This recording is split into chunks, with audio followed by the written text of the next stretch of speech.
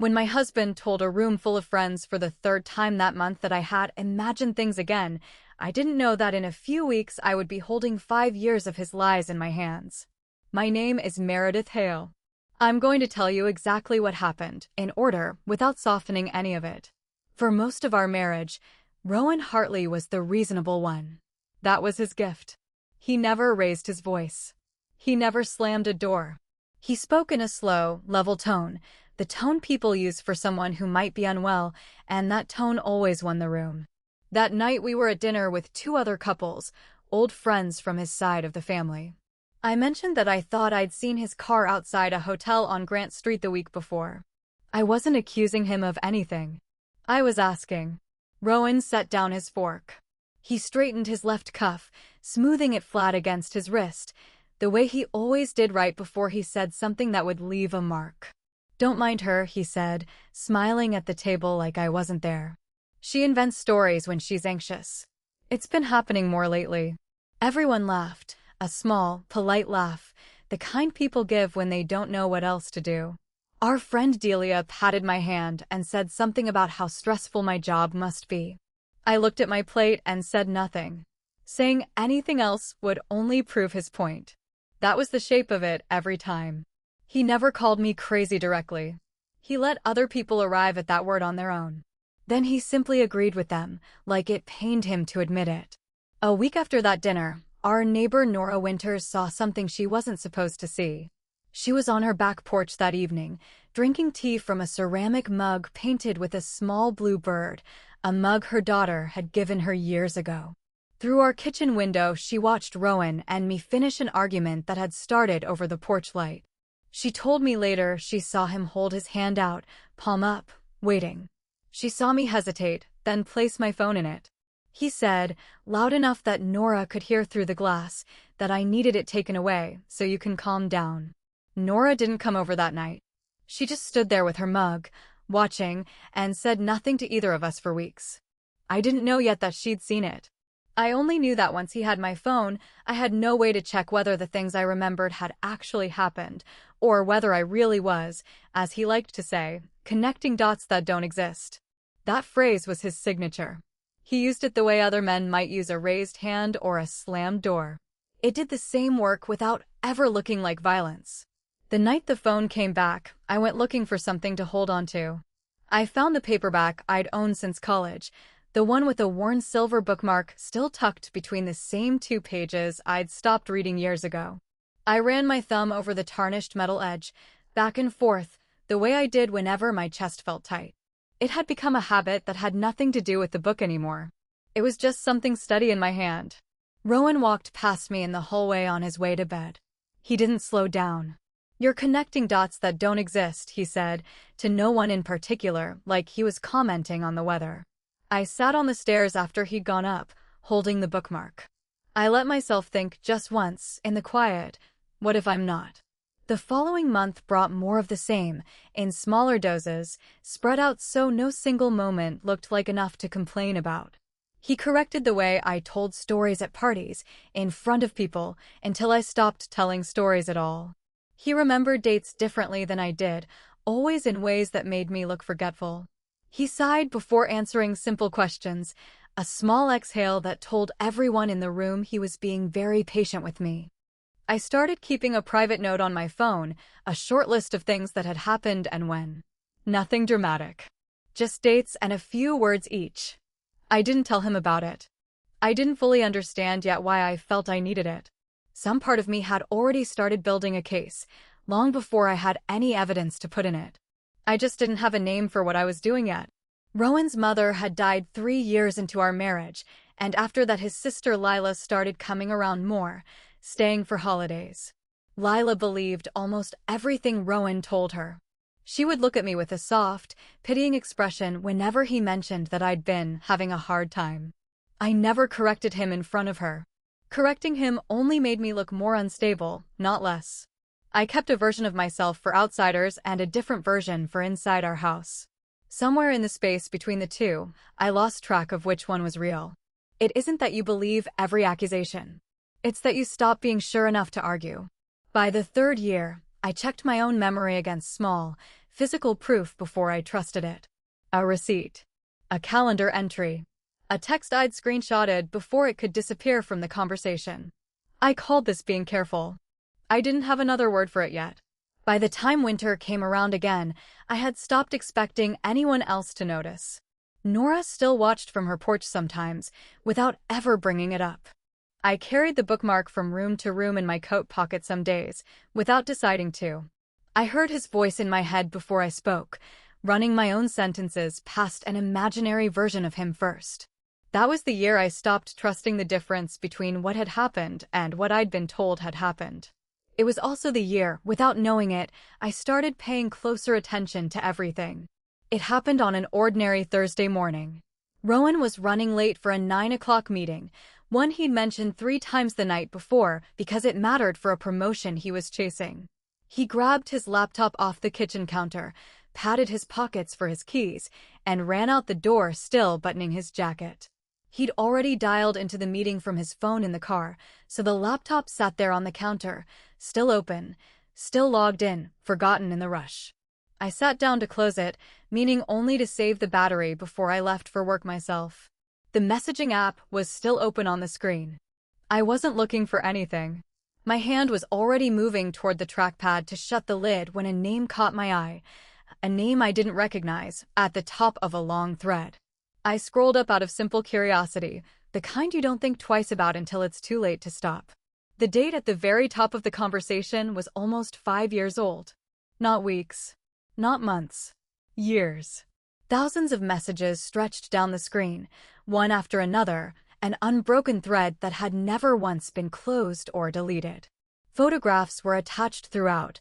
Hotel confirmations sat beside them, bookings under both their names on the same weekends I remembered him telling me he was traveling for work. Further down, in messages from more recent months, he had written out, almost clinically, what he planned to say if I ever asked questions. How to make me sound like I was overreacting.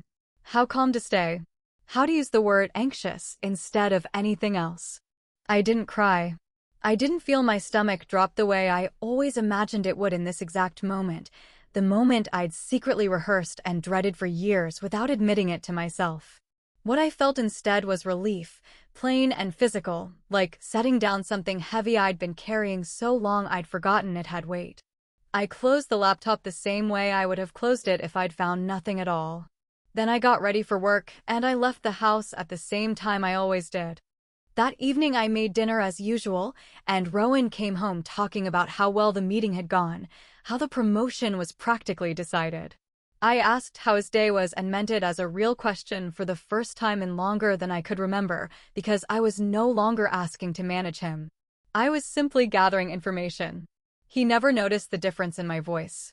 He never noticed anything that day, and for the first time, that felt like an advantage instead of a wound. I stopped arguing after that morning. I stopped asking where he'd really been, stopped questioning the dates he gave me, stopped defending myself against comments that used to make me apologize for things I hadn't done. I didn't announce any of this. I let the fighting end, and let him believe he'd finally worn me down into agreement. What I actually did was start building, one piece at a time, in the hours he thought I was too tired to think clearly. The first piece came from work.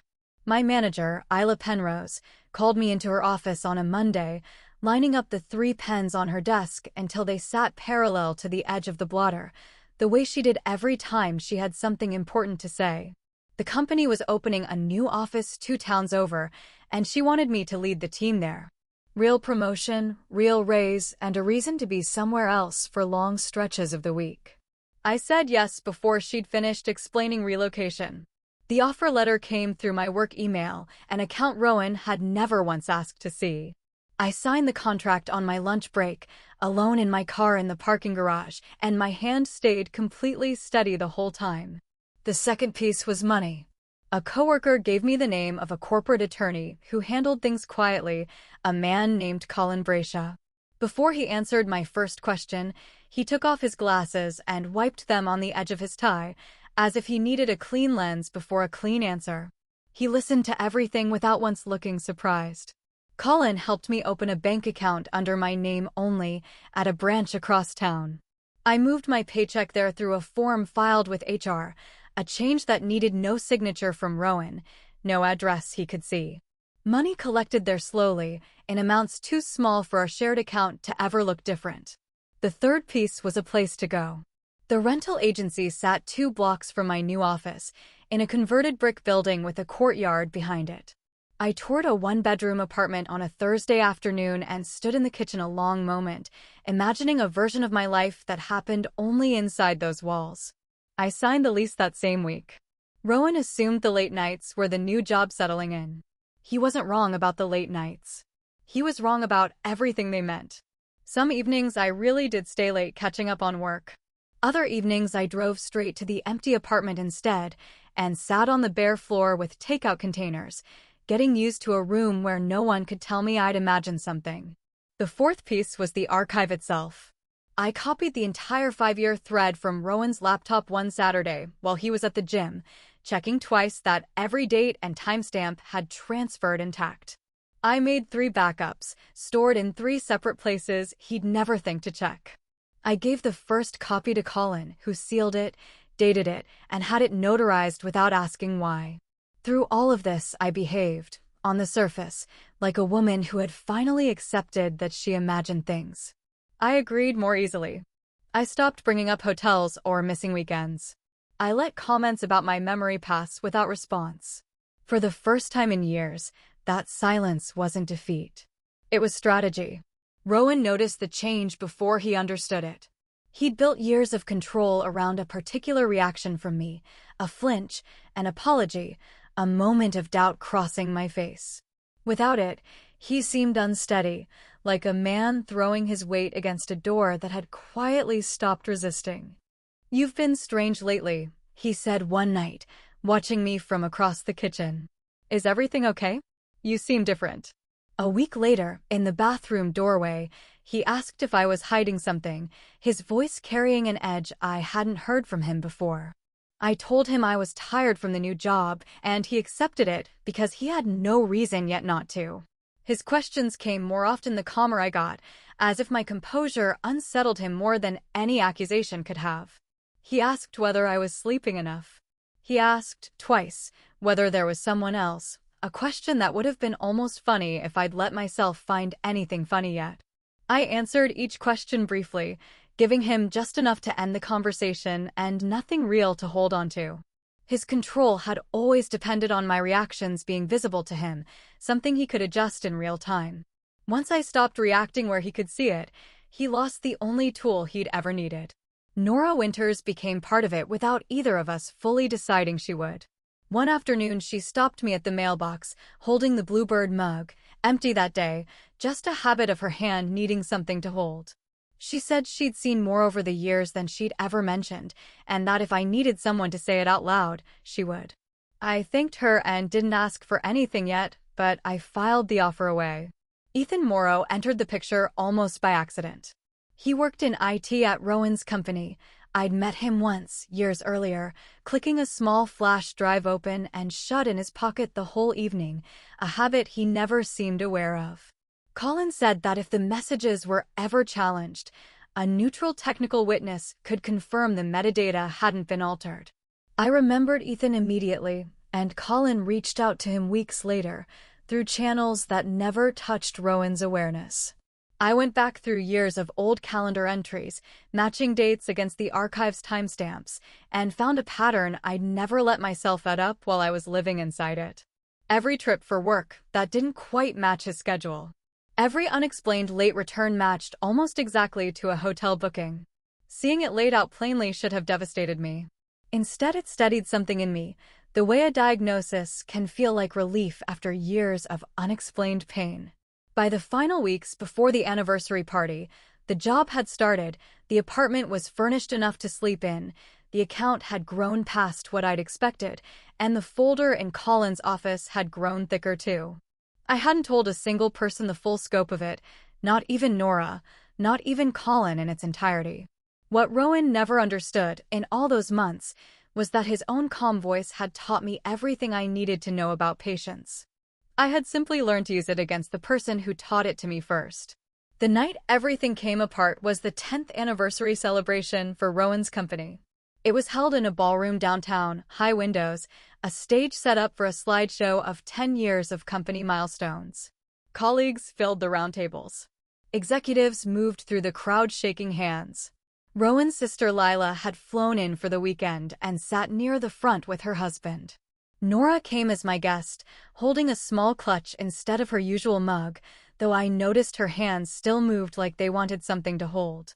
Ethan stood near the back by the audio equipment, clicking his flash drive open and shut in his pocket out of habit, waiting for a signal only he and I understood. Rowan was in his element that night, moving between tables, laughing at the right moments, accepting congratulations for 10 years of growth he liked to describe as entirely his own doing. I watched him from across the room and felt something I hadn't expected to feel. Not dread, not even anger exactly, just a strange, steady patience, like watching the last few minutes of a long film I already knew the ending to. Near the end of dinner, a colleague asked, half joking, why I'd been so quiet all evening. Rowan answered before I could, reaching up to straighten his left cuff first, the same small motion I'd watched 1,000 times before. If Meredith's quiet tonight, he said, loud enough for the nearby tables to hear, it just means she hasn't invented her next conspiracy yet. A ripple of laughter moved through the room, the same polite, uncertain laughter I'd absorbed for years without protest. This time I didn't look at my plate. I set down my glass and answered in a voice as calm as any he'd ever used on me. No, tonight I only brought facts. I stood, and I walked to the laptop already connected to the ballroom's presentation screen, the one the organizers had set up earlier for the company's own retrospective slideshow. Nobody had disconnected it yet. I opened the archive I'd been carrying on a small drive in my clutch for exactly this moment, and I let it fill the screen behind him. The first image to appear was the top of the message thread, the date almost 5 years old, still perfectly legible. Beneath it, message after message scrolled into view, hotel bookings, photographs, the careful coaching sessions on how to make me sound unstable if I ever asked a real question. The room, humming with 100 conversations a moment before, went silent. A few people near the front leaned toward the screen, unsure at first what they were looking at. Rowan turned to see what had captured everyone's attention, and I watched something drain out of his face in real time. "This is absurd," he said, his voice still holding its usual calm, though it had thinned at the edges. "This is exactly the kind of thing I've been telling all of you about. She does this. She connects dots that don't exist." Ethan stepped forward from the back of the room before I had to say another word. He set his flash drive down on the table beside the laptop, no longer clicking it, and spoke clearly enough for the tables nearest to hear. He confirmed, in plain technical terms, that the file's metadata was unaltered, that the timestamps traced back consistently across 5 unbroken years, that nothing about the archive showed any sign of tampering. Lila, sitting near the front, went pale in a way I'd never seen from her before. She looked from the screen to her brother and back again, and for the first time in the years I'd known her, she didn't rush to defend him. Nora gripped the edge of the table where she sat, her knuckles pale, though she said nothing either, letting the evidence speak in a way she'd waited a long time to be able to. Conversations around the room had stopped now. A few colleagues pulled out their phones, not to record, just out of instinct, something to hold while they absorbed what they were seeing. One of the company directors, a woman I'd met once before, walked over and asked Rowan to step into the side conference room with her. He didn't move right away. He looked at me across the space between us, and for a moment I thought he might say something new, something other than the phrase he'd worn smooth from years of use. Instead, out of pure habit, he said it anyway, quieter this time, almost to himself. "You're connecting dots that don't exist." "They were always connected," I said. "You just made sure I couldn't see the whole line at once." Nobody in that ballroom interrupted me. The only sound for a long moment was the faint click of the archive's pages advancing on the screen behind me, one after another, each one a date he could no longer explain away. The director walked Rowan out through a side door, away from the tables, away from the screen still glowing behind me. A few people offered me quiet, Awkward words as the room slowly found its noise again, though nothing anyone said mattered as much as the silence that had come right before it. Lila found me near the coat check on my way out and said only that she was sorry, 3 words that felt both far too small and, somehow, exactly enough for that night. Nora walked me to my car without either of us saying much at all, and before I drove away she reached through the open window and squeezed my hand once, the same steady grip she'd probably wanted to offer for years. I drove back to my apartment with the windows cracked, letting the cold air move through the car. No tears came, and no relief either, nothing like what I'd felt the morning I found the archive. What saddened me instead was quiet, an actual quiet, the kind that comes after a room finally stops shaking. Rowan came to the new apartment 2 days after the party, standing in the hallway with his hands in his pockets, smaller than I'd ever seen him look in 10 years of marriage. "We can explain everything," he said. "This isn't what it looks like. Can we just talk, please, like adults?" His voice wasn't steady. It was the first time I had ever heard it shake. I let him stand in the doorway rather than inviting him in. My thumb found the worn silver bookmark in my coat pocket, running along its edge the way I had 1,000 times before. This time my hand wasn't seeking comfort. It was just steady. "There's nothing left to explain," I said. "You had 5 years for that, and you spent every one of them explaining my own life to me. Now other people will explain yours, and you don't get a vote in how they tell it." He reached up, out of pure reflex, to straighten a cuff that wasn't even wrinkled. "You're connecting dots that don't exist," he said, quieter this time, almost to himself. I picked up the printed pages from the entry table and held them out. "They're connected now. Every one of them. Dated, signed, already sitting with 3 separate people who aren't going anywhere." He looked at the pages without taking them, then back up at me, searching my face for the crack he'd always been able to find before. It wasn't there. He turned and walked back down the hallway toward the elevator. I closed the door. He didn't say anything else. I learned that the truth doesn't always arrive loud. Sometimes it just quietly takes back the space a lie has been living in for 5 years. So tell me, do you think it's fair that I never forgave him after everything I learned about those 5 years? Like this video and subscribe if you want to hear what happened next.